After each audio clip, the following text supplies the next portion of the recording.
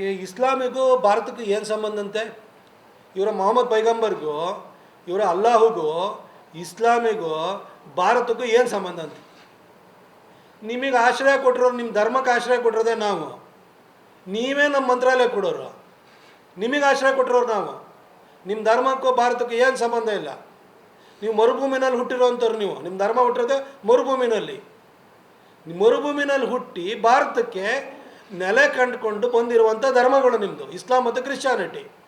ನಿಮಗೂ ಭಾರತಕ್ಕೆ ಏನು ಸಂಬಂಧ? ಇವ್ರ ಅಪ್ಪಂದು ಆಸ್ತಿ ಅದು, ಎಲ್ಲಿಂದ ಬಂತು ಆಸ್ತಿ? ಇವ್ರು ಯಾರು? ಇವರು ಹೊರಗಡೆಯವ್ರಿಗೆ ನಾವು ಆಸ್ತಿ ಕೊಟ್ಟಿದ್ದೀವಿ, ನಾವು ಜಾಗ ಕೊಟ್ಟು ಮುಸ್ಲಿಮ್ಸ್ಗೆ ಈ ದೇಶದಲ್ಲಿ ಉಳ್ಕೊಳ್ಳೋವಂಥದ್ದಕ್ಕೆ ಮಾಡಿದ್ದೀವಿ ಅನ್ನುವಂಥದ್ದು ಅವ್ರದ್ದೇನೋ ಒಂದು ಇದನ್ನು ನಾನು ನೋಡಿದೆ. ಇದು ದುರಂತ.